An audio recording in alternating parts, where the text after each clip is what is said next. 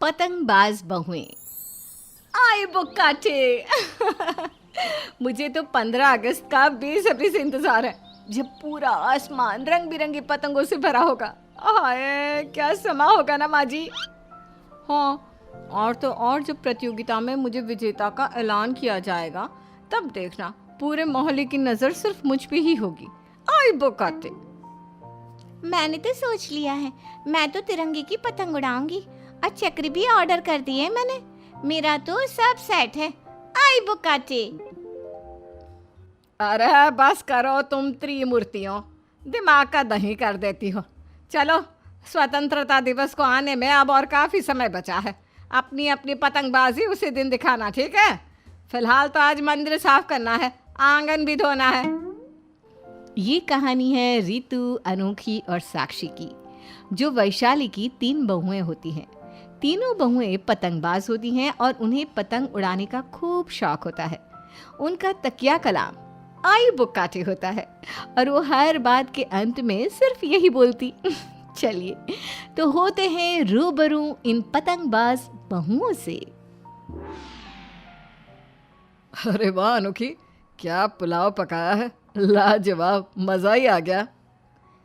अच्छा माँ, वो मोहल्ले में 15 अगस्त का कार्यक्रम होने वाला है ना, तैयारियां शुरू भी कर दी है लगता है।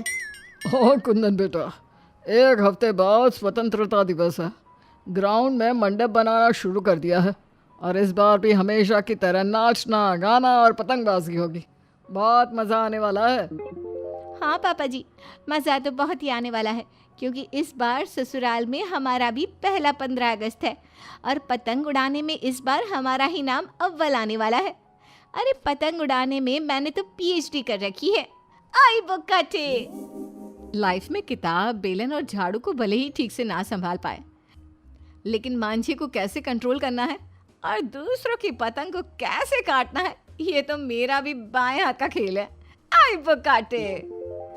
अरे जाओ जाओ, पतंग उड़ाने की असली खिलाड़ी तो मैं हूँ। बचपन में मैंने चलने या बोलने से पहले ही पतंग उड़ाना सीखा था, जानती हो?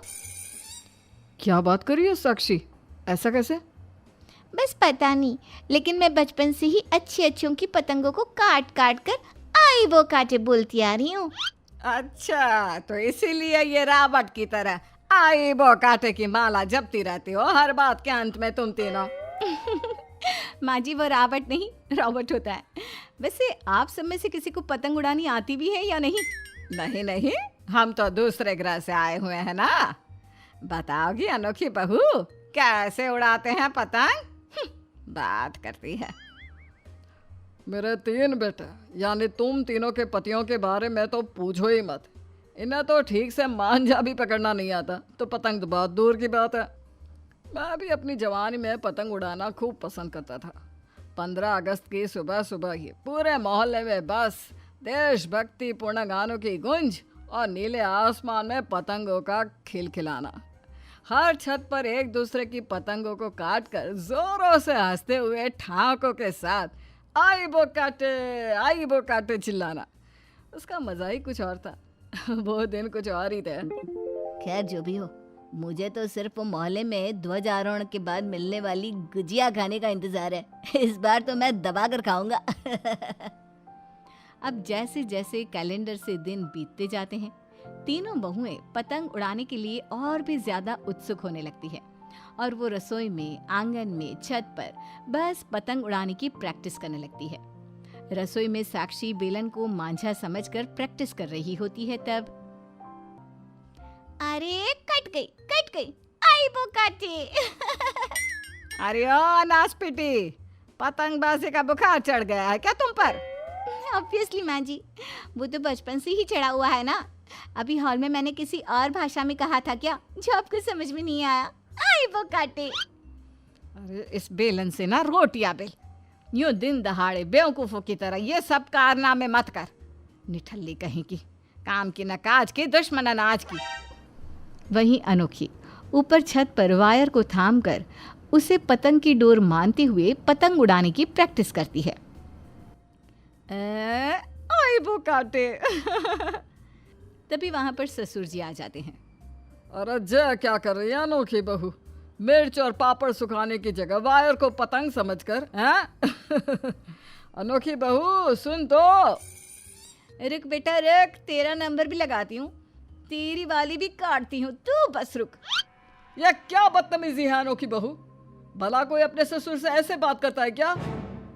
बहुत अकड़ दिखाता है ना सामान देते वक्त। रुक, तेरी और तेरे पूरे परिवार की काट कर ही रहूंगी आज मैं, घूंचू कहीं का। आई वो काटे ये।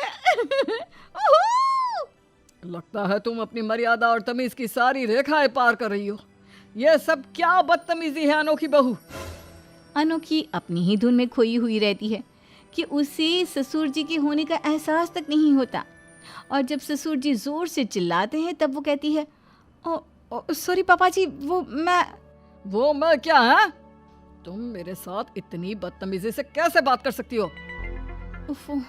अरे पापा जी, मैं आपसे नहीं, मैं अपनी ही इमेजिनेशन में वो खरदूस तिवारी बनियान दुकान वाले की पतंग काटने के पीछे तुली हुई थी, उसे ही भला बुरा बोल रही थी, और आपको लगा कि मैं आपको बोल रही हूँ। सॉरी पापा जी, आई बो काटे। अच्छा, कोई बात नहीं अनोखी बहू, हो जाता है कभी कभार। लेकिन अभी तुम ये सब छोड़ो और ये मिर्च पापड़ वगैरह सुखा लो, क्योंकि वैशाली नीचे साक्षी और ऋतु बहू की क्लास ले रही है। कहीं ऊपर आकर यह सब देखकर तुम्हारी क्लास भी ना लेने लग जाए। फिर अगले दिन घर की घंटी बजती है और एक आदमी आकर एक पैम्फलेट देकर जाता है। वैशाली चाची, ये लीजिए। अरे ओ त्रिमूर्ति बहुओं, जरा जल्दी से इधर आओ तो। तीनों बहुएं आती हैं। यस बोलिए माँ जी। ये लो, तुम तीनों में से कोई एक इस पन्ने पर क्या लिखा है जरा पढ़ के बताओ। अब पता नहीं कौन किसे अगवा करके ले गया है या किसके घर चोरी चकारी हुई है। दीजिए मैं पढ़ती हूँ।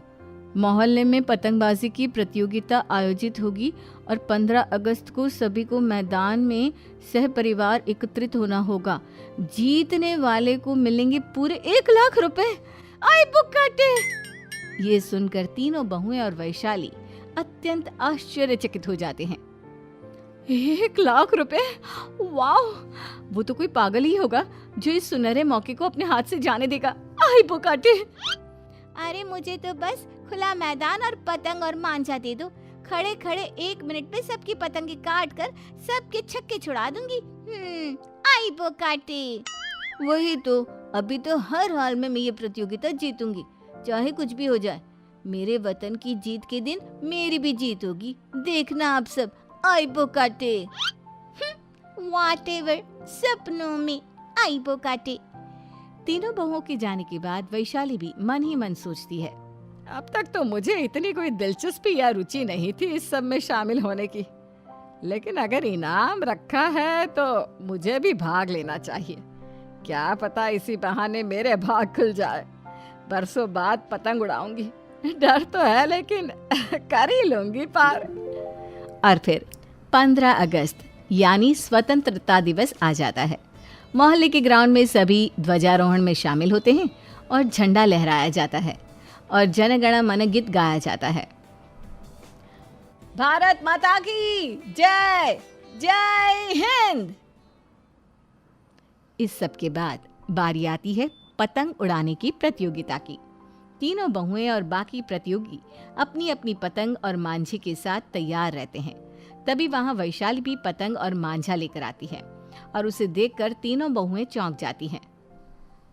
अरे माँ जी, आप भी प्रतियोगिता में हिस्सा ले रही हैं? आई वो काटे।